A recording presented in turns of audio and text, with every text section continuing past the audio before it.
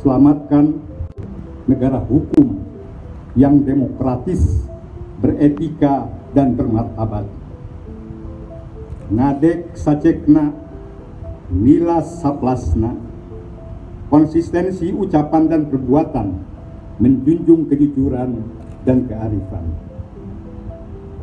Peristiwa-peristiwa sosial, politik, ekonomi, dan hukum belakangan ini adalah sebuah rangkaian dari menurunnya kualitas demokrasi selama masa pemerintahan Presiden Joko Widodo.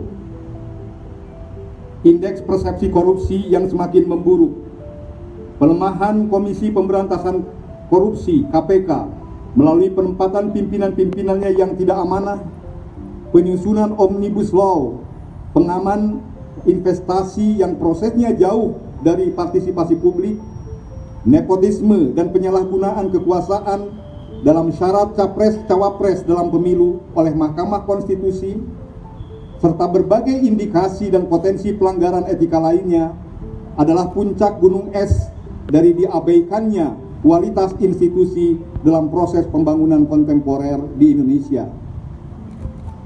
Kualitas institusi adalah pilar dari peningkatan kesejahteraan.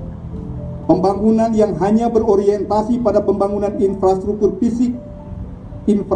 fisik, tapi merusak tatanan bernegara, justru akan membuat mandeknya pertumbuhan ekonomi, memperdalam kemiskinan, dan meningkatkan ketimpangan sosial dan budaya.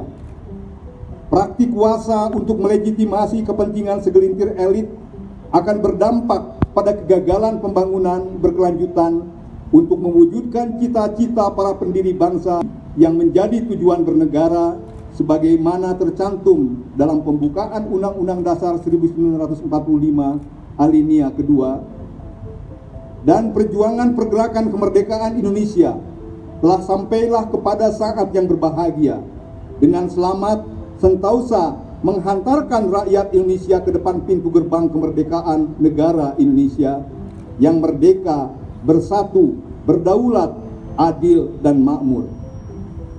Dari sini jelas bahwa kemakmuran hanya satu saja dari 4 hal yang dicita-citakan pendiri bangsa. Selain kemakmuran yang disebut terakhir, ada kemerdekaan, kebersatuan, kedaulatan, dan keadilan. Peristiwa politik belakangan ini mengganggu kelima cita-cita para pendiri bangsa tersebut. Terfokusnya kekuasaan secara elitis membuat kemakmuran belum dirasakan kebanyakan rakyat Indonesia. Sementara itu, hukum sebagai pengatur, pembatas, dan rel yang seharusnya menjadi bintang pemandu justru digunakan untuk menjustifikasi dan melegitimasi proses-proses kebijakan politik, ekonomi, sosial, dan kebijakan lainnya yang bermasalah. Hal tersebut tidak lain karena adanya krisis kepemimpinan yang tidak beretika dan bermartabat. Adalah kenyataan hari ini.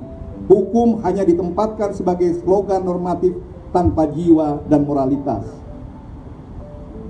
Berdasarkan kenyataan dan pemikiran di atas, sebagai bentuk tanggung jawab kaum intelektual, kami, Sivitas Akademika Universitas Padjadjaran, yang menjunjung pola ilmiah pokok, bina mulia hukum dan lingkungan hidup dalam pembangunan nasional, menyerukan agar Presiden, para pejabat publik, kandidat capres-cawapres, dan para elit politik serta masyarakat untuk turut bersama dalam penyelamatan negara hukum yang demokratis, beretika, bermartabat dengan melaksanakan poin-poin sebagai berikut.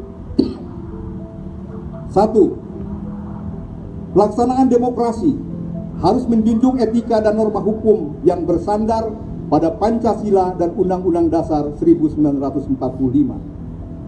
Hukum tidak hanya teks semata, melainkan juga nilai dan prinsip yang ada di dalamnya serta dijalankan secara konsisten. Presiden dan elit politik harus menjadi keteladanan, kepatuhan terhadap hukum dan etika, bukan justru menjadi contoh melanggar etika, apa yang diucap tidak sesuai dengan kenyataan. Negara dan pemerintah beserta aparaturnya harus hadir sebagai pengayom, penjaga, dan fasilitator pelaksanaan demokrasi yang berintegritas dan bermartabat dengan menjaga jarak yang sama dengan para kontestan pemilu. Mengajak kepada seluruh komponen masyarakat untuk turut serta berpartisipasi aktif dalam kontestasi pemilu 2024 dengan memilih para calon berdasarkan kesadaran dan keyakinan yang sungguh, bukan atas dasar politik uang atau intimidasi.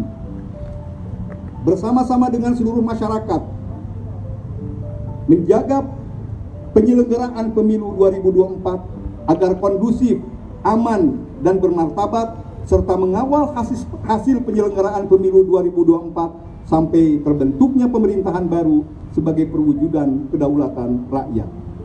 6. Pemilu 2024 sebagai institusi demokrasi tidak boleh diolok-olok atau direduksi maknanya sekedar prosedur memilih pemimpin. Demokrasi harus dikembalikan pada jati dirinya sebagai perwujudan kedaulatan rakyat dengan menegakkan aturan main yang adil dan transparan, membuka ruang partisipasi yang substantif bagi publik untuk memperoleh informasi yang dapat diandalkan dalam memberikan suara. 7.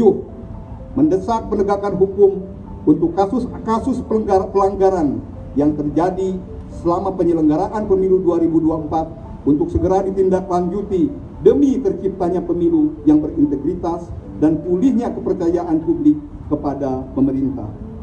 Semoga Allah Subhanahu wa Ta'ala senantiasa meridhoi langkah-langkah kita untuk menjaga Indonesia, bangsa dan tanah air tercinta. Assalamualaikum warahmatullahi wabarakatuh.